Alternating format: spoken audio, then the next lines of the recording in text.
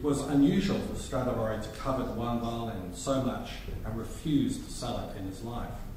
Some details of the construction are also irregular. The quality of wood used at the top is very average, and there is a small gouge mark on the inside of the back, evidence of a wayward chisel, and the accuracy of the inlay in the C-bouts is less than satisfactory, and the cut of the scroll surprisingly asymmetrical, none of which should be apparent on a violin from the golden periods of past years.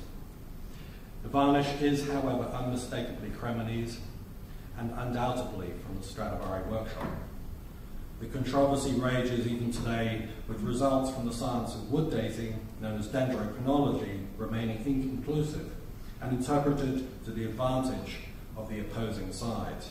As with the Holy Shroud of Turin, the debate over authenticity will continue for many generations.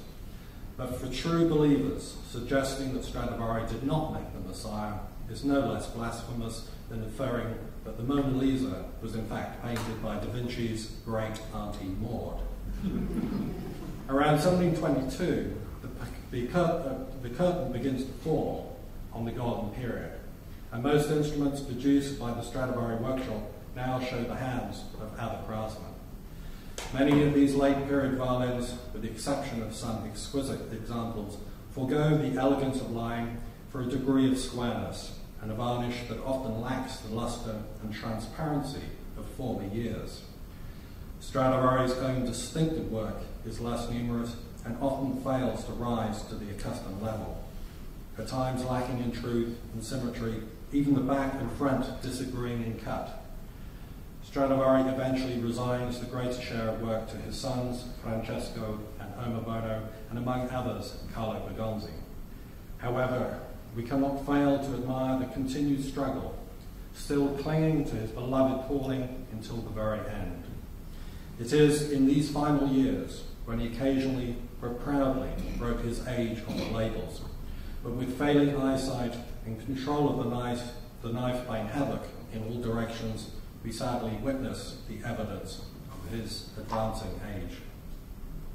The legend and legacy of Antonio Stradivari is universal, but there is one maker who produced violins that to many are even more desirable and terminally successful. Born in Cremona, 21st of August 1698, Bartolomeo Giuseppe Guarneri del Gesu was the last of the Casa Guarneri, a family of makers spanning 3 generations. It was his grandfather who was the first apprentice of Niccolo Marti in 1641. Del Gesu produced about 150 violins, many of which are the most highly prized in the world. Del Gesu began training with his father, an accomplished violin maker, Giuseppe Giovanni Battista Guarneri, also known, thankfully, as Filius Andreas. At an early age, he showed a precocious talent for assimilating the best qualities of other makers, and unlike his father, he soon took on board the developments taking place around the corner in Stradivari's workshop. This may explain improvements to the sound quality of his father's later violins built in collaboration with the young Del Gesu. In 1722, aged 24, Del Gesu left his father's house and married Caterina Arata, a native of Vienna. Curiously, over the next several years, he seemed to have turned his attention away from violin making, and indeed his name disappears from the census records. Perhaps he was just enjoying an exceedingly long honeymoon, but certainly this absence fueled rumors that he spent time in prison for an indelicate act of social behavior called murder. By the late 1720s, he had certainly returned to his calling, and now, as an independent man, embarked upon a remarkable 20-year period of creativity, producing some of the most exceptional sounding and visually enigmatic violins ever made, considered in their own right to be masterpieces of Italian art. In about 1731, Del Gesu adopted an interior label with the Christogram IHS added to the margin, later giving rise to the name Del Gesu. The reason for using the cipher is a matter for speculation, but it may signify a connection with the Jesuits. By the early 1730s, his own unique style was fast developing. Violins made from this point on would differ significantly in appearance and tone of character from that of his father, or indeed the instruments of Stradivari. The violins he now covered with an unsurpassable varnish of varying tint, combining the best characteristics of instruments made over a century earlier in the town of Brescia with the fundamental qualities of Cremonese violins. Brescia makers such as Maggini and before him Gasparo da Salo created instruments known for their power and ability to withstand strong pressure from the bow. What Del Gesu achieved was to marry the dark, ravishing tonal beauty of Brescian violins with the ease of string response of the Stradivari and with monumental success. By the late 1730s, the erratic nature of his genius was beginning to show itself. He continued with the principles developed in earlier years, but with fewer inhibitions, using knife and gouge with increasing freedom. This trend grew with magnificent effect, and the last 4 years of his life offered some of the most glorious and outrageous violins ever seen.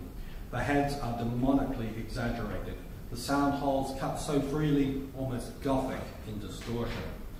Yet even the most eccentric and extreme examples retain spellbinding tonal quality. The character of any instrument is usually the reflection of its maker's spirit and temperament, and with the considerable difference between the work of Stradivari and Del Gesu, one can suppose that the nature of these two men differed immensely. Stradivari was evidently a man with a titanic personality, and one that still dominates the world of violin making. There have been few makers since who were not guided by his designs or inspired by his craftsmanship. Contrastingly, Del Gesu seems to have had a somewhat volatile personality. Perhaps we can say he was the Van Gogh of the violin-making fraternity, except with 2 ears. One suspects he was probably not easy to get on with, single-minded and fiercely independent. Upon examining the violins of his final years, it is easy to believe he was a man of wild abandon, an ex-jailbird fueled with alcohol, angry and disillusioned that his work had achieved so little recognition. The counter-argument might be that there was a deliberate purpose behind his maverick violins of the 1740s. Antonio Stradivari, his main competitor, had died some years before, and his father and teacher Filius Andreas in 1739.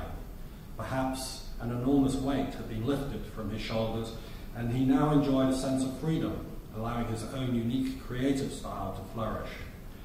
We might also speculate that Del Gesu simply realized he could never compete with the precision of a Stradivari and intentionally made violins to vividly express his exceptional artistry and outlandish personality.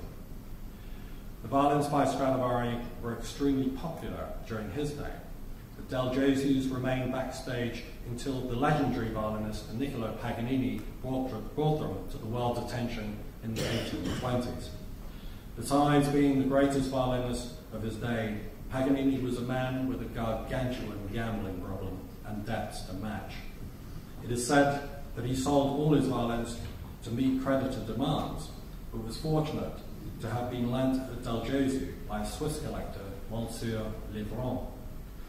Not entirely happy with the sound of this violin, he took it to the Parisian maker and dealer Jean-Baptiste William, who made adjustments to the setup, the angle of the neck, and measurements of the bridge and sound post, and so successfully that the violin was later christened Il Canone, or the cannon, for its exceptional power. With Paganini now touring Europe with the cannon under his chin, Del Gesu's violins were at last granted the acclaim they so justly deserved.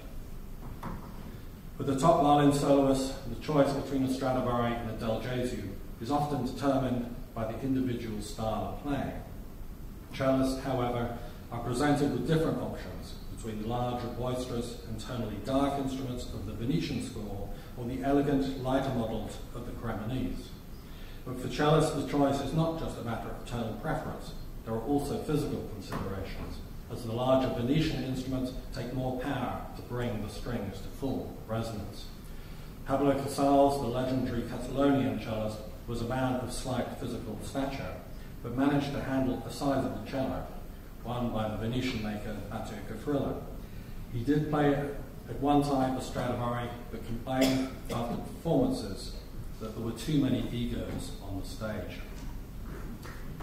Despite, the secret of Stradivari's success is often said to lie in the varnish, but Cremonese varnish is inherently soft, wearing quite easily and fast. So many of the best-sounding violins have long lost much of the original top varnish. So the idea that the wonderful sound comes from this substance does not make a convincing argument. The makers mixed a basic varnish with various colours and ingredients to aid elasticity and enhance the aesthetic of the wood. But if there is one important secret lost, it would be the grinding, the first part of the varnishing process. How the wood is prepared before the top varnish is applied is vital to the aesthetic, but also to the sound. A good grinding will seal up the pores of the wood, allowing a high refractive index, essentially acting as a mirror to the incoming light. This important process also stops the top varnish from being absorbed, thus allowing the wood to vibrate freely beneath. The Cremonese evidently used a variety of substances and for different reasons, to harden the wood for better resonance, for example, and chemicals that advertently or inadvertently deterred the appetite and subsequent damage from insects and worms attempting to lunch out on million-dollar violins. The body, head, and sides of the violin are made from maple, but the top is from pine or Italian spruce. And it is this wood that allows us to date the violins quite accurately using dendrochronology. As mentioned earlier, dendrochronology is the study of tree ring dating, which originated at the beginning of the 20th century. The narrow, dark rings in pine are the slow winter growth, and the lighter, wider parts, the faster summer growth. Each region of forest has its own varying climate, and therefore trees from a specific area have a unique fingerprint, so the rings can be read like a barcode. It is possible, more or less, to determine by cross-referencing data the age of the tree when it was cut down. So if the tree rings on the top of a violin indicate the tree was still living after 1737, we know for sure it was not made by Stradivari.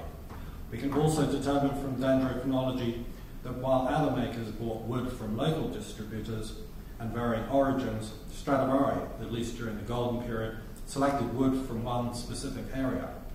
The wood used for instruments between 1711 and 1715, and again between 1717 and 1720, have a similar tree ring profile. This in turn makes authenticating Stradivari's from these periods relatively straightforward. Of course, wood is ever-changing to the immediate climate. The top of the cello can expand or shrink by up to a centimetre depending on conditions, particularly humidity.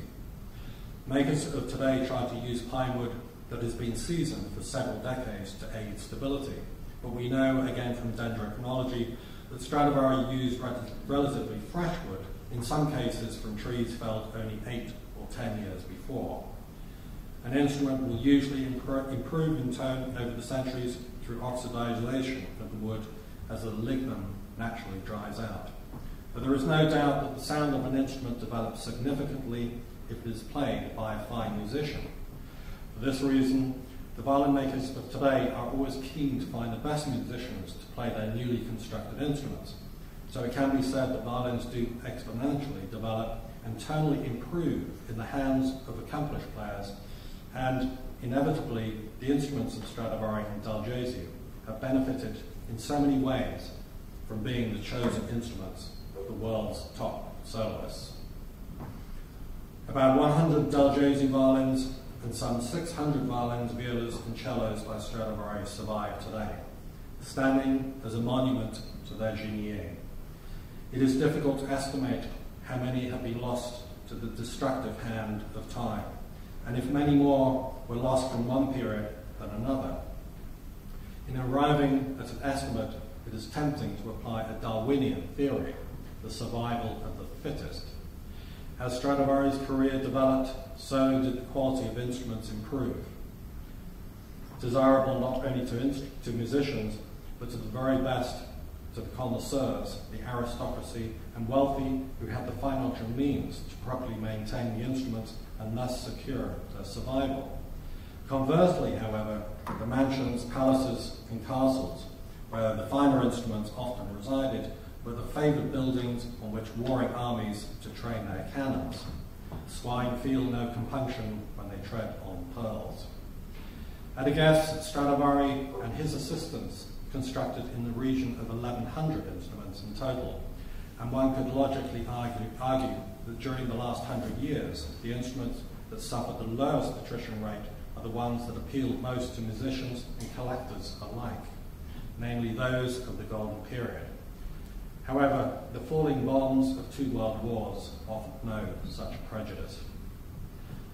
100 years after Niccolo Amati's lone rescue of the Cremonese violin-making tradition, perhaps he, Amati, could look down from above content with his health and future.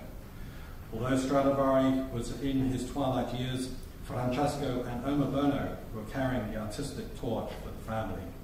Filius Andreas and Del Gesu for the Guarneris, Girolamo, the younger, for the Amatis, and Carlo Bergonzi was in the prime of life. All seemed well in 1736, but once again, all was to change. Stradivari died on the 18th of December 1737, aged 93. Filius Andreas Guarneri in 1739. Girolamo Amati in 1740. Omobono Stradivari in 1742. Francesco in 43. Del Gesu in 44. And Carlo Bergonzi in 47. Within just 10 years, all were dead, and the great art of Cremonese violin making was lost, but this time, apparently, forever.